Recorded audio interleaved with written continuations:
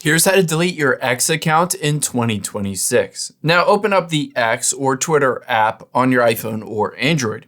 If you wanted to delete your account, we need to get your settings to do so. So tap on your profile at the top left and then settings and privacy.